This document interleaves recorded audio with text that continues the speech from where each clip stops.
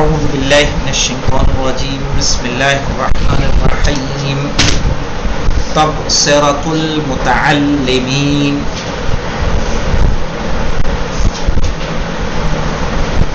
فی احکام الدین. ٹھیک ہے, متعلمین کا تبصرہ احکام دین. اس کتاب کو لکھنے والے کون ہیں؟ الحسن ابن یوسف. ٹھیک ہے, حسن ابن یوسف بن مطہر الحلی. ٹھیک ہے, حسن ابن یوسف بن مطہر العلامہ الحلی. ٹھیک ہے, یہ علامہ حلی کی کتاب ہے, فقہ کی کتاب ہے, مسائل ہیں اس میں.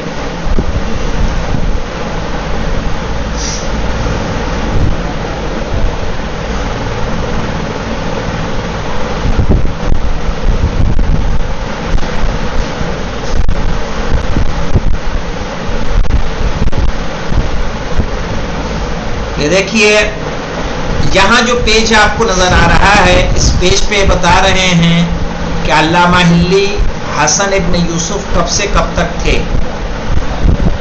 تو یہاں تاریخ دکھ رہی ہے 628 سے 726 تک, 648 سے 648 سے 726 ہجری تک وہ رہے ہیں.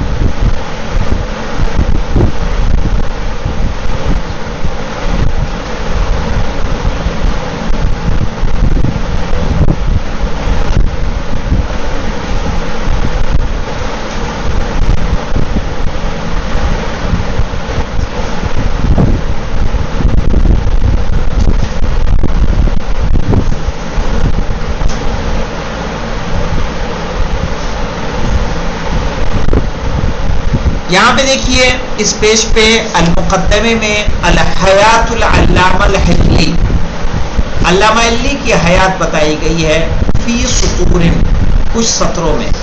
یہ آپ کے یہاں موجود ہے کہ نہیں موجود ہے بیٹا؟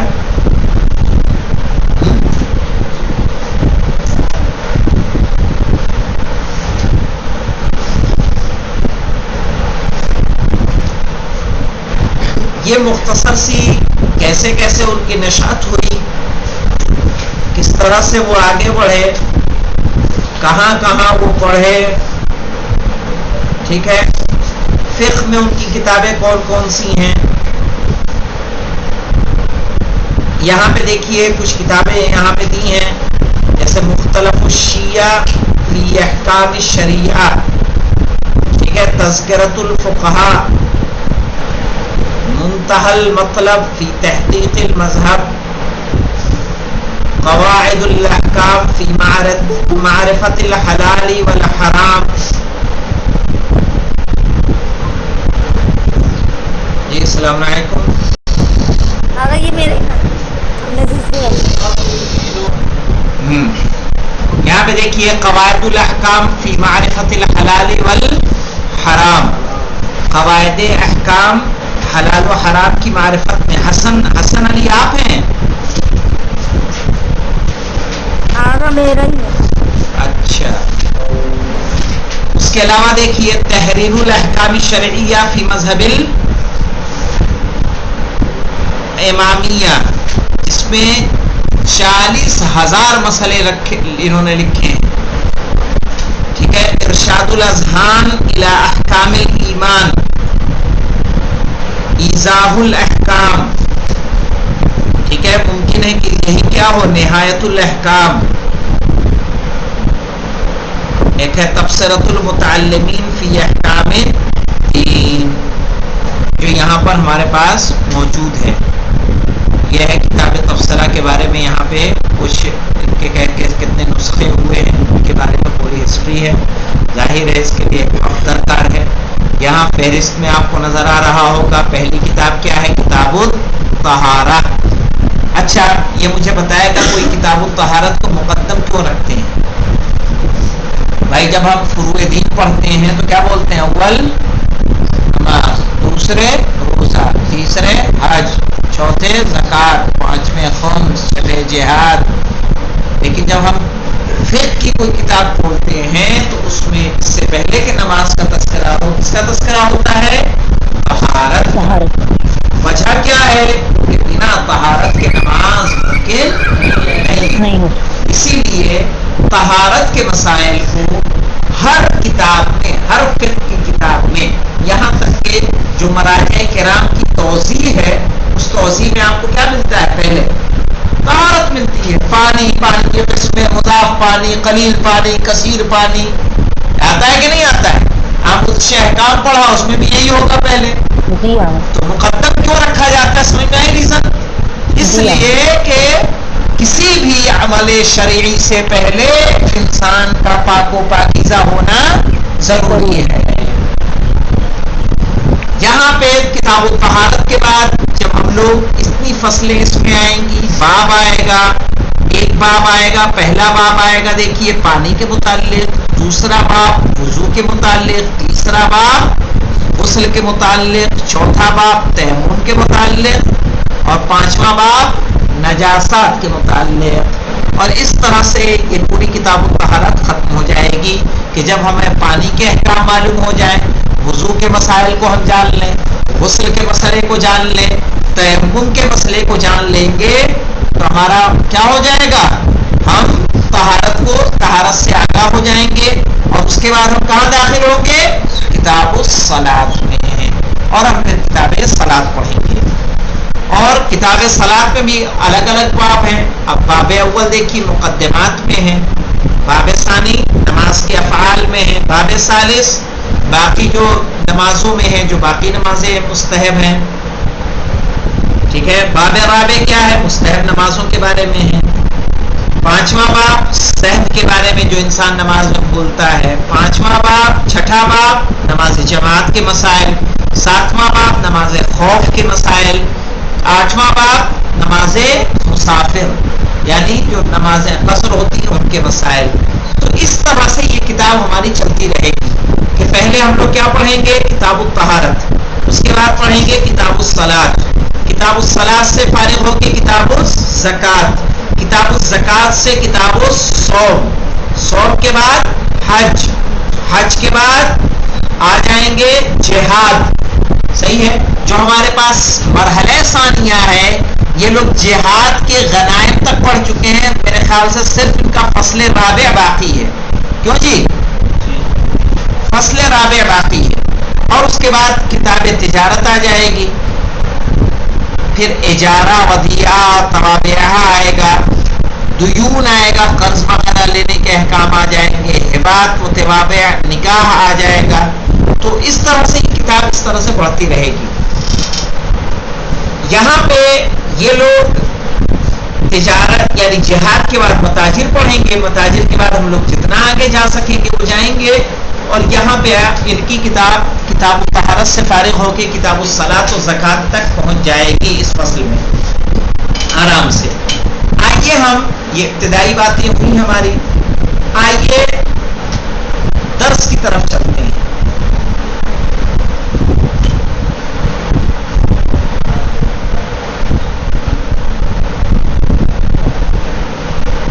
یہ دیکھیے کتاب الطہارہ، کتاب الطہارہ یہ کون سی ترکیب ہے؟ انگور، ترکیب توصیفی ہے یا ترکیب اضافی ہے؟ توصیفی کہاں سے ہوتی ہے بیٹا؟ توصیفی میں دونوں ایک جیسے ہونے چاہیے نا۔ الطہارت پر الف لام ہے تو کتاب پر بھی الف لام ہوتا، تب کیا ہوتا؟ توصیفی۔ تو کیا ہے یہ؟ مرکب اضافی، اس کے معنی کیا ہوں گے؟ کتاب الطہارت یعنی طہارت کی کتاب۔ یہاں پہ ایک نمبر کا حاشیہ دیا ہوا ہے، ایک نمبر پہ آتے ہیں، دیکھتے ہیں کیا کہہ رہے ہیں۔ کہہ رہے ہیں الطہارت فی اللغت النظافت، لغت میں طہارت کس کو بولتے ہیں؟ نظافت کو۔ لغت جانتے ہیں کس کو؟ لغت کس کو کہتے ہیں؟ ڈکشنری میں اگر آپ طہارت کے معنی کو دیکھیں گے تو وہاں کیا ملے گا؟ نظافت۔ اسی لیے جو الفاظ و معانی ہوتے ہیں، الفاظ و معانی کو جانتے ہیں کیا کہتے ہیں؟ الفاظ و معنی کو کہتے ہیں تعریف لفظی. کیا بولتے ہیں؟ تعریف لفظی. ہم نے کہا شجاع، آپ نے کہا بہادر. شجاع کی یہ تعریف کیا ہوئی؟ تعریف لفظی. تو یہاں طہارت کی جو لغوی تعریف ہے، لفظی تعریف ہے، اس کے معنی کیا ہے؟ نظافت کے. ہمارے یہاں ہے کہ نہیں ہے؟ کہاں ہے؟ ہاں. وفی الشرع، اور شریعت میں کیا ہے؟ ما لہ صلاحیت التاثیر، جس میں یہ صلاحیت پائی جائے. پہلے سمجھا دیتا ہوں، اس کے بعد آپ کو زیادہ کلیئر ہوگا. یہ بتائیے کہ کیا وضو کر لینا ہر وقت انسان کو نماز پڑھنے کی اجازت دیتا ہے؟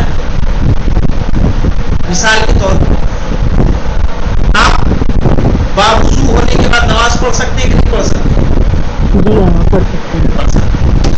لیکن اگر کوئی مجرم ہو حالت جنابت میں، اور حالت جنابت میں کراہیت کو دور کرنے کے لیے، جیسے حالت جنابت میں کھانا پینا کیا ہے؟ مکروہ. حالت جنابت میں سونا کیا ہے؟ مکروہ ہے. اب ایسی صورت میں کراہیت کو دور کرنے کے لیے آپ نے کیا کیا ہے؟ تو کیا کراہیت کو دور کرنے کے لیے جو وضو کیا ہے اس سے آپ نماز پڑھ سکتے ہیں؟ نہیں پڑھ سکتے. اس لیے کہ وہ وضو اس وقت اس کے لیے کافی نہیں ہے. سمجھ میں آیا بیٹا؟ اسی لیے یہ بات کہہ رہے ہیں ما لہ صلاحیت، جس کے پاس یہ صلاحیت ہو، یہ قابلیت ہو، التاثیر، جو اثر کرے، فی استباحت الصلاۃ، ٹھیک ہے، نماز کے مباح ہونے میں. ٹھیک ہے، ایسی طہارت جو انسان کو نماز میں داخل ہونے کے قابل بنا دے. لفظی تعریف طہارت کی کریں گے تو اس کے معنی ہو گیا نظافت. شرعی تعریف کیا ہے؟ کہ جس کے اندر ایسی قابلیت ہو کہ جو انسان کو نماز میں داخل ہونے کے قابل بنا دے. من الوضوء، ایسی کون کون سی چیزیں ہیں؟ وضو، والتیمم، اور کیا چیز ہے؟ تیمم، والغسل، اور کون سی چیز ہے؟ غسل. اچھا مجھے بتائیے کیا یہ تین چیزوں کے علاوہ کوئی ایسی چیز ہے جس کو انجام دے کے انسان نماز پڑھ سکے؟ بھائی اگر اس کا وضو فریضہ ہوگا وضو کرے گا، غسل اس پر واجب ہوگا غسل کر کے نماز پڑھے گا. وضو اور غسل نہیں کر سکتا تو کیا کرے گا؟ تیمم کرے گا. اس کے علاوہ طہارت کی کوئی اور صورت انسان کے پاس نہیں ہے. زمین پاک کرتی ہے لیکن کس کو پاک کرے گی؟ انسان کو پاک کرے گی یا انسان کے جوتوں کے پاک کرے گی؟ سورج پاک کرتا ہے، مطہر ہے، لیکن سورج کس کو پاک کرے گا؟ غیر متحرک چیزوں کو. انسان کو پاک کرنے والا نہیں ہے. انسان کو اگر کوئی چیز پاک کر سکتی ہے تو صرف اور صرف کون؟ وضو، غسل اور تیمم. ایسا پاک کہ جس کے ذریعے وہ کیا کر سکے؟ نماز پڑھ سکے. اب آئیے آگے، طہارت سمجھ میں آ گئی کس کو کہیں گے؟ طہارت لغت میں نظافت کو کہتے ہیں. شریعت میں ایسا عمل جو انسان کو اس قابل بنا دے کہ جس کے ذریعے وہ نماز پڑھ سکے، جیسے وضو، غسل اور تیمم. وفیہ ابواب، اور اس میں کئی باب ہیں جیسا ہم نے دیکھا تھا. الباب الاول، الباب الاول، مجھے بتائیے اسماء الباب الاول یہ ترکیب کون سی ہے؟ ترکیب اضافی ہے یا ترکیب توصیفی؟ موسیقی نہیں ہوتا. موسیقی اردو میں ہم کہتے ہیں بجانے کو، گانا بجانا. توصیفی، توصیفی لائے بیٹا چاک لائے، یہ دیکھیے ایسے ہوتا ہے تو سی فی، توصیفی. کو کہتے ہیں جو موصوف اور صفت سے مل کر بنتا ہے. جیسے الباب کیا ہے؟ موصوف. الاول کیا ہے؟ صفت. تو جو ترکیب جو دو کلمے جو مل کر بنتے ہیں اگر موصوف اور صفت سے مل کر بنیں گے، جیسے میں نے کیوں کہا تھا یہ مرکب اضافی ہے. اضافی یہ دیکھیے ایسے لکھیے اضافی. ٹھیک ہے، یہ مضاف اور یہ مضاف الیہ. مضاف مضاف الیہ اس میں پہچان کا آسان طریقہ کیا ہے؟ مضاف پہ الف لام کبھی نہیں آئے گا، مضاف پہ تنوین کبھی نہیں آئے گی، لیکن موصوف صفت پہ موصوف پر الف لام کیا آئے گا؟ آئے گا. صفت پہ بھی الف لام آئے گا. نہیں آئے گا تو کسی میں نہیں آئے گا، نہ موصوف میں نہیں صفت. فی المیاہ، باب الاول فی المیاہ. فی المیاہ کا ترجمہ کیا ہوگا؟ میاہ جانتے ہیں بھنگور کیا ہے؟ میاہ یاد رکھیے، اس لفظ سے تو آشنا ہے سب. یہ لفظ تو جانتے ہیں نا، یہ کیا ہے؟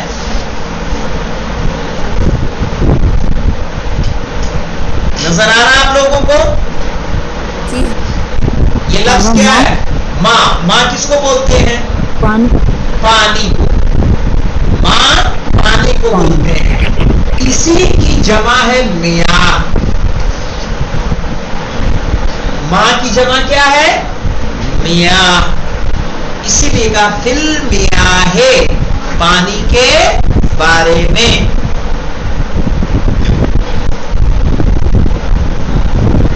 فی المیاہ، پانی کے بارے میں. اب یہاں پہ دیکھیے الماء دے دیا. الماء، ماؤ پہ دیکھیے 2 نمبر کا انہوں نے وہ دیا ہے حاشیے کا نشان. 2 نمبر کے حاشیے پہ آتے ہیں. ماں یعنی پانی کیا ہے؟ کہنا قال تعالی، اللہ نے فرمایا وَأَنزَلْنَا مِنَ السَّمَاءِ مَاءً طَهُورًا، کہ ہم نے آسمان سے پاک و پاکیزہ پانی نازل کیا. یہاں پہ طہور کے معنی خود بتا رہے ہیں کیا ہے. ای جانتے کیا ہوتا ہے؟ ای جانتے بیٹا انگور؟ ای یعنی جب عربی میں ای کہا جاتا ہے تو کیا مراد ہوتا ہے؟ نہ یعنی. ای یعنی یعنی. سمجھ میں آیا؟ ہاں یعنی طہورن. ای طہورن سے مراد کیا ہے؟ یعنی طاہرن و مطہرن، کہ طاہر ہے یعنی پاک کرنے والا ہے، و مطہرن یعنی خود بھی پاک ہے اور دوسری چیزوں کو پاک کرنے کی صلاحیت بھی رکھتا ہے. مزیلن زائل کرتا ہے، دور کرتا ہے. للاحداث، حدث کو. حدث سے مراد جانتے ہیں کیا ہوتا ہے؟ حدث کیا ہے جانتے ہیں؟ حدث اور خبث کا فرق کون بتائے گا؟ آپ بتائیں گے مولانا؟ ہاں بتائیے بتائیے. جیسے حدث اکبر اور حدث اصغر. ہاں ہو گیا حدث ہو گیا، اور خبث جو ہوتا ہے اس کی نہیں آپ بتائیں گے. حدث و خبث کا فرق یہ ہے کہ حدث نجاست باطنی ہے. حدث کیا ہے؟ نجاست باطنی. جیسے مجنب ہوا انسان تو جو نجاست اوپر ہوتی ہے اس کو خبث بولیں گے، اور اس کے بعد اس کو دھل کے پاک بھی کر دے گا تو وہ محدث ہے یا نہیں ہے؟ اس پر غسل واجب ہے نا. اس مقام کو دھل کے پاک کر دیا اس نے تو اس پر غسل واجب ہے. نماز پڑھنی ہے تو بنا غسل کے وہ نماز نہیں پڑھ سکتا. آپ گئے پیشاب کرنے کے لیے تو جو پیشاب خارج ہو رہا ہے وہ خبث ہے. پیشاب کرنے کے بعد انسان کیا ہو جاتا ہے؟ محدث. یعنی اب اس کو کس کی ضرورت ہے؟ وضو کی ضرورت ہے. تو کیا اس کے جسم پر کوئی نجاست ظاہری رہتی ہے؟ بھائی آپ تو پیشاب کے مقام کو پاک کر کے آ گئے، پھر وضو کرنے کی کیا ضرورت ہے؟ کہیں گے اس لیے کہ آپ کیا ہو گئے، حدث اصغر، آپ حدث اصغر تھا تو اس وقت آپ محدث ہیں. تو کہا مزیلا للاحداث، پانی ایک ایسی چیز ہے جو حدث کو بھی دور کرتا ہے، والنجاسات، اور نجاسات کو بھی دور کرتا ہے.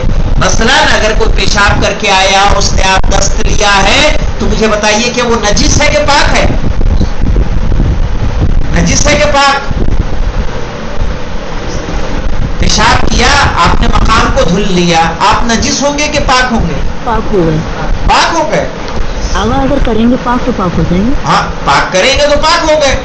تو اسی لیے پاک کرنے کے بعد بھی انسان کیا ہوتا ہے، یہاں پہ میں بتانا کیا چاہ رہا ہوں کہ انہوں نے نہ بتانا یوں چاہ رہا ہوں، فوکس یوں کر رہا ہوں بیٹا بھنگور، کہ حدث اور نجاسات دونوں کو انہوں نے الگ الگ گنا ہے کہ نہیں گنا ہے؟ کہا پانی حدث کو بھی دور کرتا ہے اور نجاسات کو بھی دور کرتا ہے. ٹھیک ہے، مع طہارتہ فی نفسہ، ایسی صورت میں کہ وہ خود بھی اپنے آپ میں کیا ہے، پاک ہے. اب دیکھیے آگے ایک بات کر رہے ہیں، وصف اللہ تعالی الماء بکونہ طہورا. صحیح ہے، اللہ نے پانی کو کیا کہا ہے، طہور کہا ہے. کیوں کہا ہے طہور؟ اب اس نقطے کو سمجھ لیجئے. کہہ رہے ہیں اور طہور کو مطلقاً کہا ہے. مطلقاً یعنی کسی چیز کو مقید، کسی چیز سے مقید نہیں کیا ہے. مطلق و مقید جانتے ہیں آپ لوگ کہ نہیں جانتے ہیں؟ جانتے ہیں. کیا ہوتا ہے؟ مطلب اس میں کسی چیز کو نہ ملے، کوئی چیز نہ ملی، ایک دم خالص. مقید کس کو کہیں گے؟ جیسے دیکھیے جب ہم نے کہا ایک جملہ آپ کو لکھا اکرم، کیا کہا؟ اکرم الفقیر.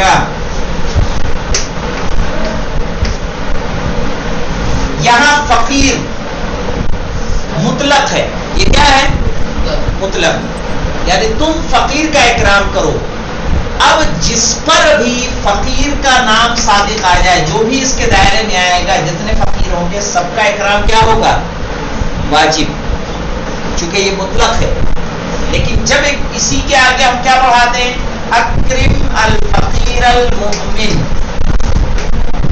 تو اب فقیر کو ہم نے مومن کے ذریعے کیا کر دیا؟ مقید کر دیا.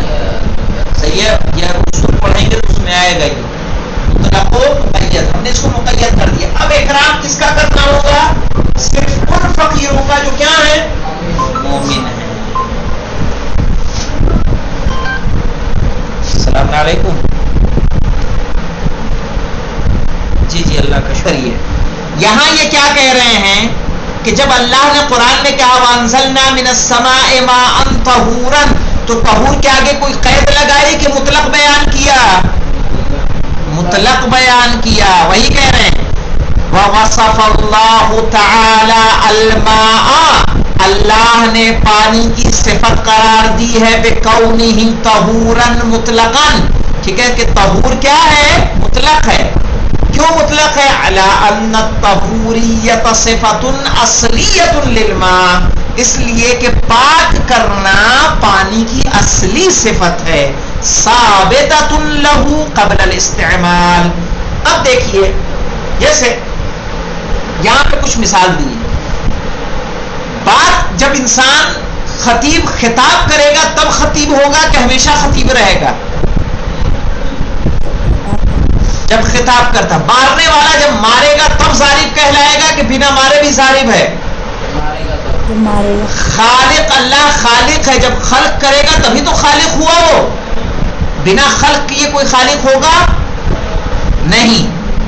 کہہ رہے ہیں کہ باقی صفتیں جو ہوتی ہیں انسان کے اندر وہ ایسی ہیں کہ جب کرتے ہیں تب اس کو ضارب، لکھے گا تو کاتب کہیں گے، خطابت کرے گا تو کیا بولیں گے؟ خطیب. مارے گا تو ضارب، کلام کرے گا تو کلیم. یا متکلم یا مکلم. لیکن کہا پانی ایسا نہیں ہے کہ پاک کرے گا تو پاک کرنے والا ہوگا، پاک نہیں کرے گا تو پاک کرنے والا نہیں ہوگا. کہا بنا پاک کیے بھی پانی کی اصلی صفت یہ ہے کہ وہ دوسری چیزوں کو پاک کرے، چاہے آپ اس کا پاک کرنے میں استعمال کریں یا نہ کریں. کہہ رہے ہیں فرق دونوں کا آگے سمجھ میں نا. ہاں کہ مطلقاً علی ان الطہوریت صفت اصلیت للماء، کہ طہوریت یعنی پاک کرنا پانی کی اصلی صفت ہے. ثابتۃ لہ قبل الاستعمال، جو استعمال سے پہلے بھی ان کے لیے ثابت ہے. بخلاف ضارب، برخلاف ضارب کے، ضارب یعنی مارنے والا، وشاتم، اور شاتم کہتے ہیں برا بھلا کہنے والا، سب و شتم کرنے والا، ومکلم اور کلام کرنے والا. لأنہ انما یوصف بہ الانسان، اس لیے کہ یہ وہ صفتیں ہیں کہ جو انسان کے لیے ہیں بعد ضربہ و شتمہ و کلامہ، کہ جب وہ مارے، جب وہ برا بھلا کہے یا جب وہ کلام کرے تب اس کو ضارب، شاتم و مکلم کہیں گے. لیکن پانی ایسا نہیں ہے کہ جب پاک کریں گے تو اس کو طاہر کہا جائے گا، پاک نہیں کریں گے تو طاہر نہیں کہا جائے گا. کہا پانی کی اصلی صفت ہے کہ اس کے اندر پاک کرنے کی صلاحیت پائی جاتی ہے. کلیئر ہوا مطلب؟ تو انشاءاللہ بہت ہم نے کم پڑھا آج. میرے خیال سے ہم نے ابتدا کیا کی، کچھ نہیں کیا، صرف ہم نے طہارت کے معنی جانے. تو طہارت کس کو کہتے ہیں، طہارت کے لفظی معنی کیا ہیں اور طہارت کے شرعی معنی کیا ہیں. پھر پانی کے بارے میں ہم نے جانا کہ میاں پانی کی کیا ہے، جمع ہے. اور اس کے بعد ماں پر آ گئے. ماں ہم نے کہا دو باتیں یہاں پہ کہی.